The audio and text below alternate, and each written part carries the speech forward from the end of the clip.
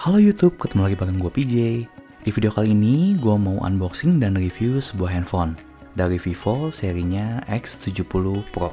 Oh ya, gue kan sebenarnya bukan reviewer handphone ya. Gue review handphone ini karena memang gue beli untuk pakai sendiri dan untuk pakai dalam jangka waktu yang lama. Video ini sendiri gue bikin setelah kurang lebih 5 bulan setelah gue pakai handphone ini. Jadi ini review dari gue sebagai user. Alasan utama kenapa gue tertarik untuk beli X70 Pro adalah karena kameranya itu kolaborasi dengan Zeiss. Zeiss ini sudah terkenal sekali di dunia fotografi sebagai produsen lensa yang bagus. Makanya gue penasaran banget sama segimana bagusnya sih hasil dari kamera handphone ini. Oke, kita langsung aja mulai dengan unboxingnya. Handphone ini termasuk seri flagship dari Vivo. Kelihatan dari packagingnya yang berbeda dari handphone Vivo yang lainnya. Harga Vivo X70 Pro waktu pertama kali keluar itu di 11 juta. Jujur aja kalau misalnya nggak ada embel-embel Zeiss, gue mungkin nggak tertarik untuk beli handphone ini. Ini gue pilih yang warna Cosmic Black karena warna yang satu lagi gue kurang suka. Kita lihat dulu ada apa aja di dalam boxnya. Selain handphonenya ya. Yang pertama ini kita dapat kepala charger yang ukurannya lumayan besar dengan daya outputnya itu sampai 44 watt. Konektornya pakai USB-A dan kepala colokannya udah pakai tipe colokan EU atau yang pas untuk di Indonesia. Ini kita dapat headset warna putih dari Vivo. Headsetnya ini masih pakai konektor jack 3,5 inch. Tapi karena di handphonenya sendiri nggak ada jack 3,5 inch, jadi ini selain dapat karet earbuds tambahan yang bisa diganti-ganti, ini juga dikasih converter untuk dari jack 3,5 inch ke port USB-C. Di dalam boxnya juga ini dikasih soft case transparan.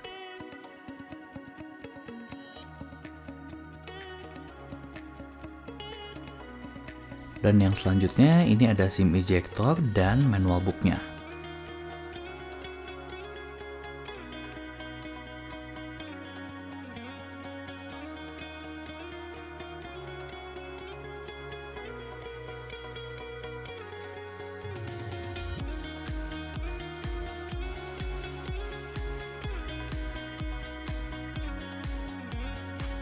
Selanjutnya ini dapat juga kabel dari USB-A ke USB-C. Kabel ini bisa dipakai untuk transfer data atau untuk ngecharge.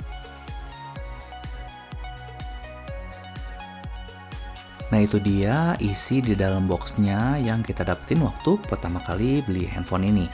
Dan sekarang kita mau lihat handphonenya. First impression gua handphone ini nggak terlalu berat, karena beratnya cuma 183 gram. Vivo X70 Pro ini punya layar 6,56 inch dengan resolusi Full HD+. Sebelumnya gue pakai Samsung Note 8, tapi gue rasa ini lebih tipis dari Note 8. Warna hitam di bagian belakangnya ini cukup unik karena ada efek glitternya, tapi waktu dipegang itu halus. Di bagian atasnya ada tulisan Professional Photography. Vivo X70 Pro ini punya sistem quad kamera atau kamera dengan 4 lensa. Dan yang menariknya di sini, bagian lensa kameranya itu udah pakai T-Star coating dari Zeiss yang diklaim bisa mengurangi glare atau pantulan dari cahaya. Nanti gue bakal kasih contohnya di belakang.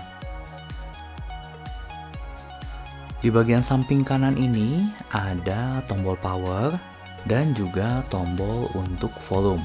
Sedangkan di bagian kiri handphone itu nggak ada tombol sama sekali. Dari desainnya memang tipis dan minimalis banget. Sekarang kita ke bagian bawahnya. Di sini ada slot untuk SIM card. Di tengahnya itu ada slot untuk USB-C. Dan di sebelah kanannya ada speaker. Di bagian atas ada AR blaster, jadi bisa jadiin handphone sebagai remote control. Oh ya, sayangnya Vivo X70 Pro ini udah nggak punya slot untuk micro SD. Jadi hanya mengandalkan internal storage aja. Handphone ini bisa dual SIM, dan yang menarik di sekitar SIM tray-nya itu ada lapisan karet, padahal handphone ini nggak punya IP rating, alias nggak tahan air. Sebetulnya agak sayang sih, tapi memang Vivo punya satu tipe lagi di atas ini, yaitu yang X70 Pro Plus. Nah, yang itu udah ada IP certification-nya. Nah, yang selanjutnya kita mau bahas tentang quad kameranya. Vivo X70 Pro punya kamera utama yang resolusinya 50 megapiksel dengan sensornya dari Sony IMX766, f-nya 1,8, ada micro gimbal, dan laser autofocus. Selanjutnya ada dua lensa telefoto, yang pertama di focal length 50 mm dan 125 mm. Jadi zoom 2 kali dan zoom 5 kalinya itu optical zoom ya, bukan digital zoom. Yang 50 mm f-nya 2 dan resolusinya 12 megapiksel. Sedangkan yang 125 mm itu punya sistem periskop, f-nya 3,4 dan resolusinya 8 megapiksel. Untuk lensa ultrawide-nya ada di focal length 16 mm, f-nya 2,2 dan resolusinya 12 megapiksel. Sedangkan untuk kamera selfie di bagian depan punya resolusi 32 megapiksel dan f2,5. Ini gua beli beberapa aksesoris. Yang pertama, ini gue beli skin karbon untuk ditempel di bagian belakang handphone ini. Kenapa? Karena bagian belakangnya itu menurut gue ini cukup licin. Selain itu, walaupun gue selalu pakai soft case, bagian belakang ini tetap harus dilindungi. Kenapa? Karena terkadang suka ada debu yang kejebak di antara bagian belakang handphone dan soft case yang bisa bikin bagian belakang handphone jadi baret-baret. Ini dia hasilnya setelah gue pasang skin motif karbon tadi. Selain untuk melindungi, menurut gua tampilannya juga jadi tambah ganteng.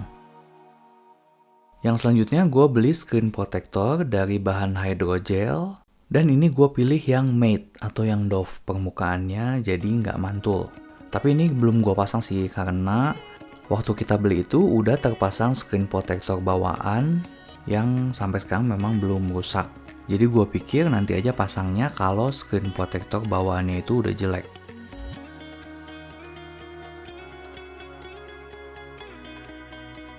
Selanjutnya gue juga beli soft case transparan. Memang di dalam boxnya tadi kita udah dapet sih, cuman ini menurut gue lebih kuat lagi pinggirannya.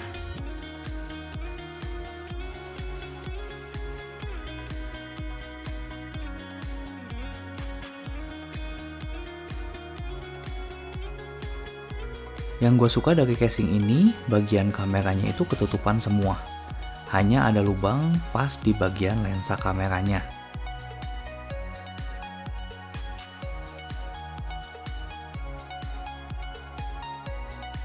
Ini bakal gue coba pasangin handphonenya ke soft case-nya.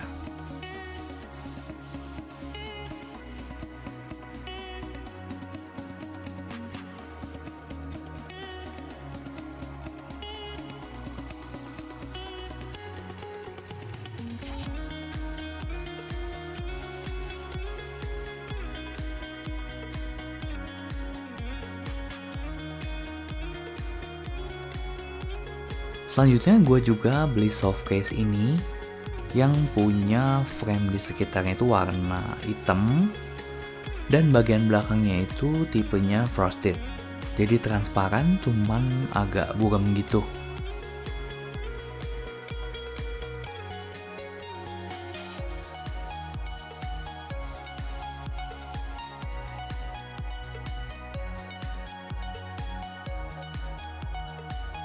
Menurut gue case ini buatannya cukup rapih ya.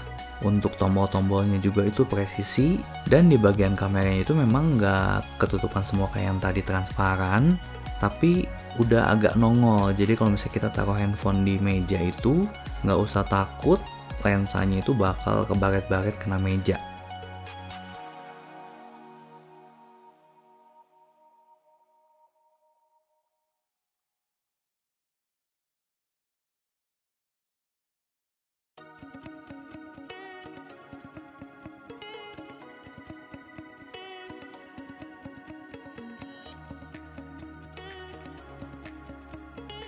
Sekarang kita mau coba pasang handphonenya ke soft case yang ini.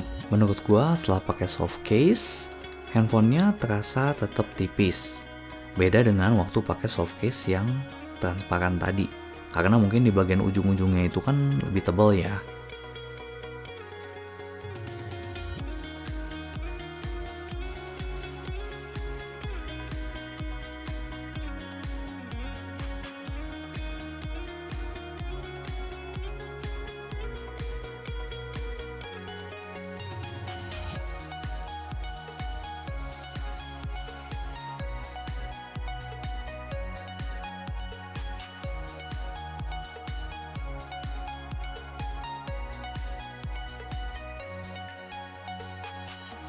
Sekarang kita coba startup handphonenya. Vivo X70 Pro ini udah support 5G. Handphone ini pakai chipset dari MediaTek tipenya Dimensity 1200-Vivo dengan kecepatan 3 GHz dan fabrikasinya 6 nanometer. Punya RAM 12 GB yang bisa di-expand sampai 16 GB. Dan untuk internal storage-nya itu 256 GB. Untuk refresh rate layarnya ini udah mendukung sampai 120 Hz. Jadi perpindahan layarnya itu smooth banget. Untuk unlock handphone bisa pakai face detection atau pakai fingerprint. Fingerprint sensornya ada di layar.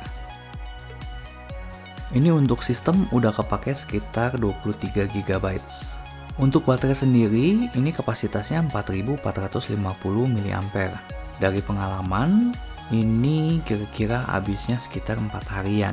Ini kebetulan kemarin tuh ada update dari Android 11 ke Android 12. Dan OS-nya pakai namanya Vantage OS, versinya versi 12. Ini dia tampilan dari aplikasi kamera bawaannya. Menurut gue ini fiturnya sangat lengkap ya. Bahkan setelah 5 bulan pakai pun, gue rasa gue belum cobain full semua fiturnya karena terlalu banyak. Ini sekarang gue bakal kasih perbedaan antara foto yang gue ambil pakai mode normal dan pakai mode yang 50 megapiksel. Ini gue coba zoom 100%, ini yang normal cuma segini, dan yang 50 megapiksel lebih detail lagi.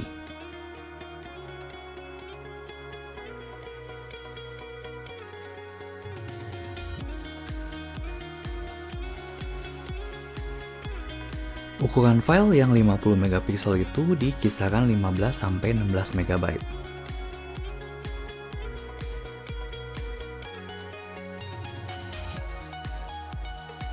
Selanjutnya ini perbandingan keempat lensanya.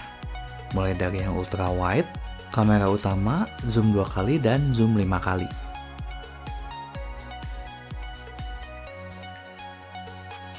Menurut gue sih ini HDR-nya bagus ya. Kalau tadi di awal gue udah bahas tentang T-Star Coating, nah ini gue bakal tes. Yang sebelah kiri itu gue ambil pakai Vivo X70 Pro, sedangkan yang bagian kanan gue ambil pakai iPhone XR.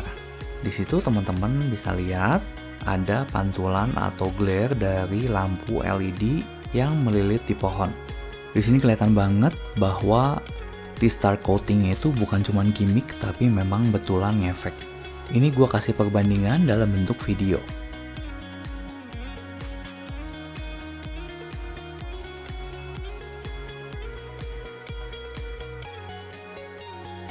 Selanjutnya ini beberapa sampel foto yang gue ambil pakai Vivo X70 Pro.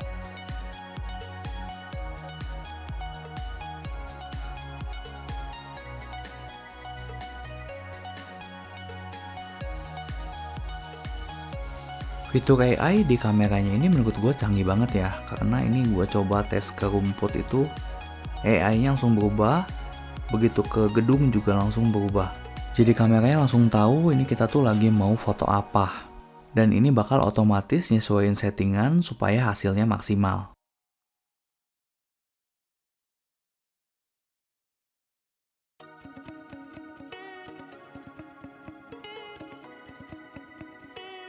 Nah ini begitu gua zoom, AI-nya langsung berubah ke mode food.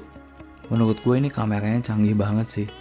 Jadi untuk orang awam pun pakainya bakal gampang banget.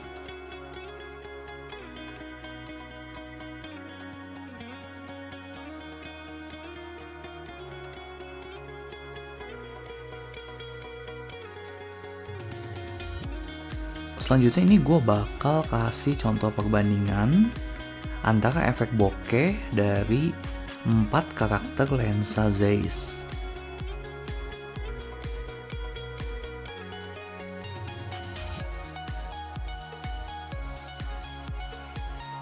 Yang selanjutnya gue bakal kasih contoh perbedaan antara waktu Zeiss Natural Color-nya itu di-enable dan di-disable. Dan yang selanjutnya beberapa sampel foto portrait.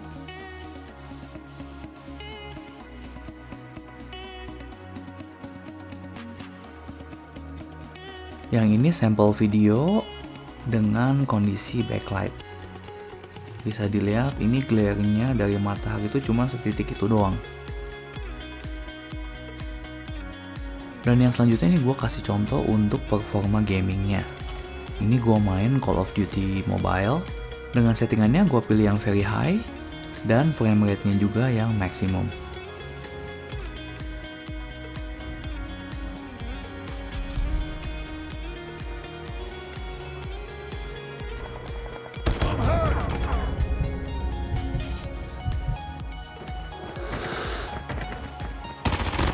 Enemy down!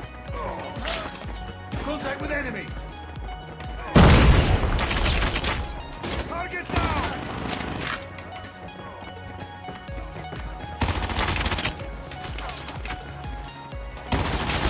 Tango down! Enemy down!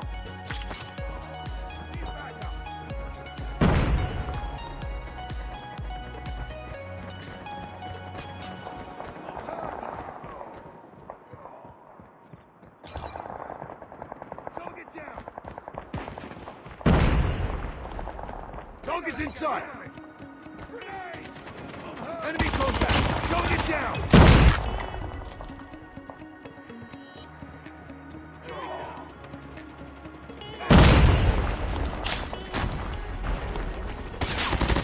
Target down! Let's go, let's go! Kill confirmed. Friendly Predator missile inbound. UAV online.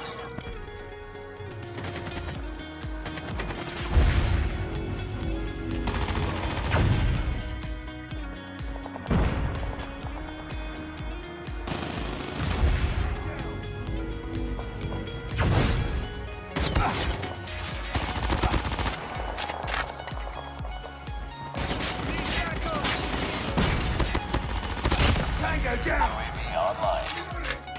Kill confirmed.